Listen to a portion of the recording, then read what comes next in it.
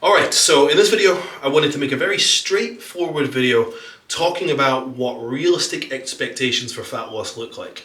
Now, everybody's got that friend from up the road or somebody they know in their personal life, someone on social media bragging about how they've lost a stone in the first 2 weeks of their fat loss attempts, and this is nonsense. And the reason it's actually a huge problem is because it can blur and warp your impression or your expectations of your rate of progress that you should be expecting.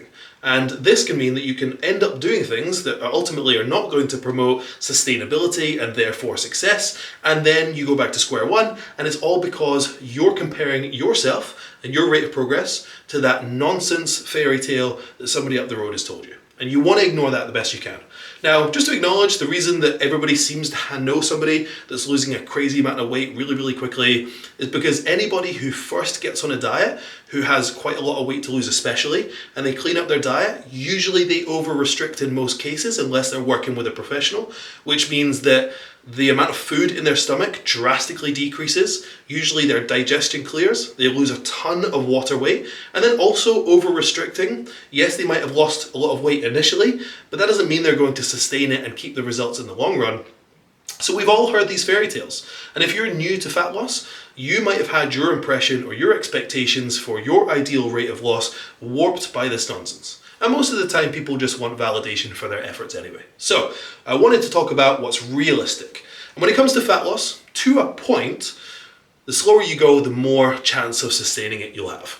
Now, I say to a point because you can lose weight so slowly, let's say 0.2 kilograms a week or something, unbelievably slowly, and you never see the changes in the mirror. The scales go down so slowly because you've got this idea that you want to lose 6 kilos and you're losing 0.2 a week.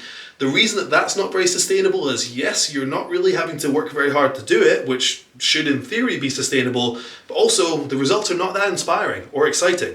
We do need to see appreciable results in order to invoke or inspire some motivation in us to keep going. So that is definitely a thing. You can go too slow, but within the parameters of not going that slow and then going maybe slightly faster, the slower you go, generally speaking, the higher chance of sustaining you've got.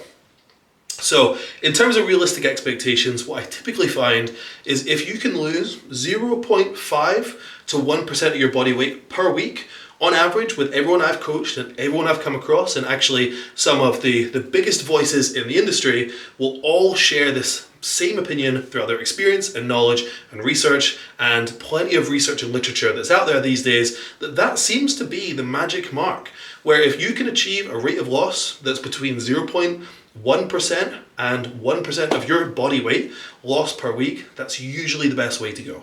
This means if you're 100 kg, you're only aiming to lose 0.5 to 1 kg a week. Now, in my previous video, I talked about when to make changes. And let's say, for example, this is your target rate of loss. You're a 100 kg person, you're going to try and lose 0.5 to 1 kilograms a week. As soon as it drops below that, your weekly average rate of progress, because you're tracking things accurately and intelligently, like I explained in my previous video, if it drops below that, you might want to start making some changes. Again, I've already covered that, but that is essentially, for most people, how we're trying to operate. Now, this doesn't mean that you can never go above this. You might be in a situation in which you've got a lot of weight to lose and you're on quite a lot of food, and you're just somebody who's extremely active and potentially even extremely metabolically active for a number of different reasons I could describe. Whatever it is, if you're somebody who just naturally seems to lose weight really quickly and your hunger signaling is not that high and you've got a lot of weight to lose, which means that your body doesn't typically fight you back, so to speak, in the beginning, then there are definitely situations where you can absolutely sustain consistent progress that's over 1% of your body weight per week. But in my experience, it's not significantly over that. It might be in these outlying situations about 1.5% of body weight. Now, for the same 100 kg person, even as an outlier, when you're in a special circumstance like that, that's still only 1.5 kg. If you can do this, but you can do it every week, this is usually not in a way that's overly aggressive, overly restrictive, and ultimately when we talk about fat loss, we should be getting leaner, but we should also be staying leaner than when we started. Whether you keep all the weight off or just most of it, it does not matter.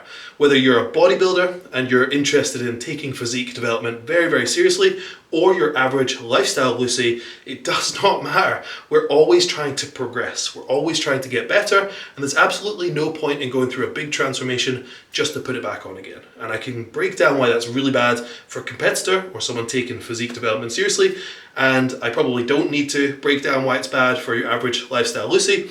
So that's essentially what we're trying to promote here. So that is generally the ideal, so to speak, rate of progress for the average person in order to promote sustainability. I hope this helps.